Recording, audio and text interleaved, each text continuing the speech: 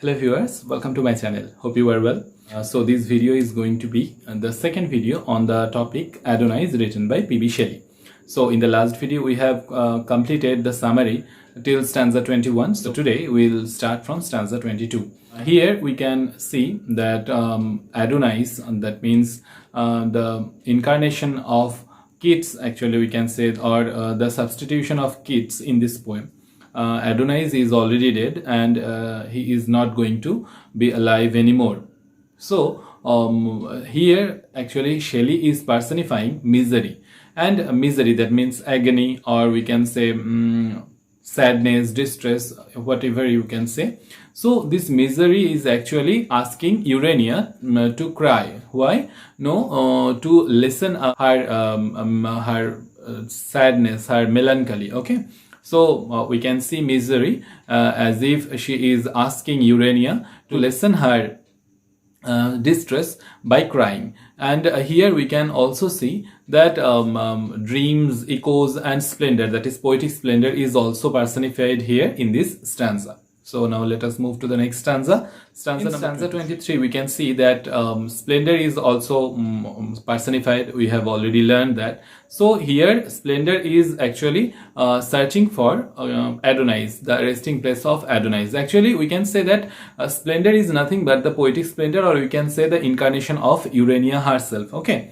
So Urania is searching for Keats's resting place, that means the burial ground. So we can see that while moving, actually she is not accepting, or she has already known that Keats had already died, but she is not going to accept his death. Actually Shelley has portrayed Urania as a loving mother who is very much in love with her son, that means Keats, John Keats. Okay. So let us move to the next stanza. Stanza number 24, we can see that Urania is out of her palace, or we can say the paradise where she is actually living. So she is out of her own home and is searching for John Keats. John Keats's burial ground.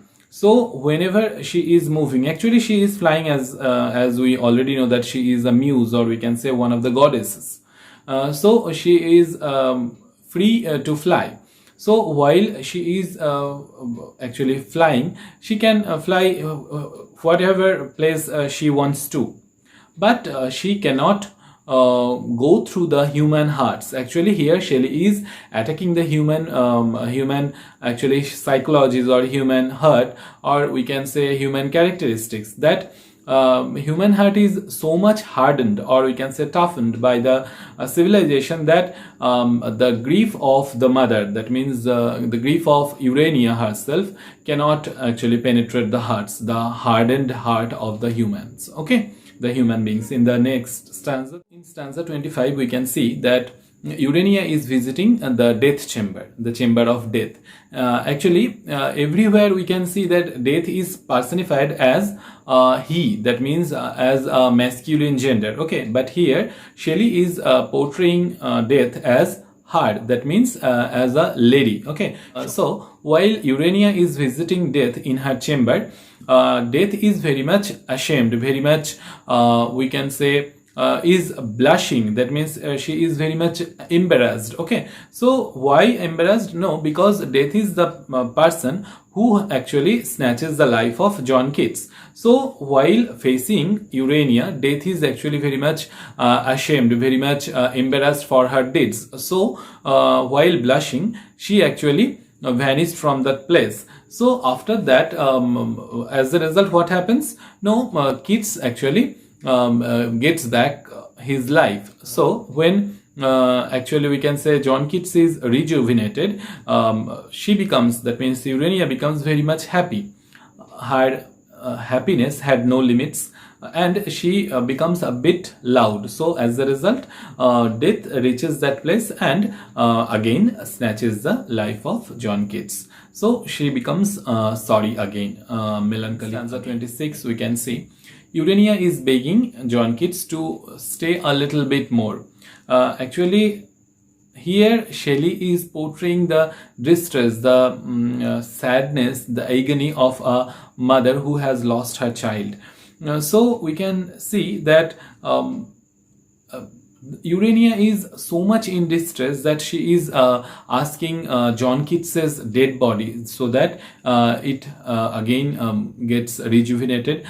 He can get his life back. He can actually be resurrected. Okay, so for the last time she is asking John Keats to kiss her so that she can keep that kiss as a memoir, we can say. Okay, but she is also very much sad because she is a goddess and she cannot die with her son, with John Keats herself. So Shelley is actually portraying Urania as if she is lamenting for her for the death of her child also, and at the same time that she cannot join John Keats in his death.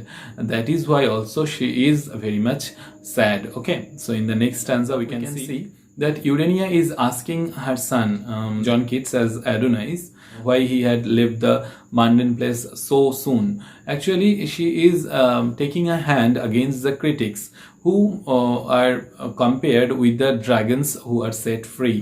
Here Urania is getting a hand against the critics who actually were responsible for the death of John Keats as per Shelley. So Shelley is saying that John Keats was very much younger, very much immature, we can say, to withstand the attack of the critics. So Shelley is actually taking the side of John Keats and taking a hand against the critics who written against John Keats in the quarterly reviews. Okay. So in the next stanza, stanza number 28, we can see that Shelley is attacking the critics by calling them ravens, vultures, wolves. So we can see that Shelley is actually very much against those critics who he thinks that were responsible for the death of John Keats. So here I am stopping my video. Hope this summary will be of help. If this helps you, then please give it a like, do share with your friends, and the next stanzas will be covered in the next video. So till then, stay happy. Bye.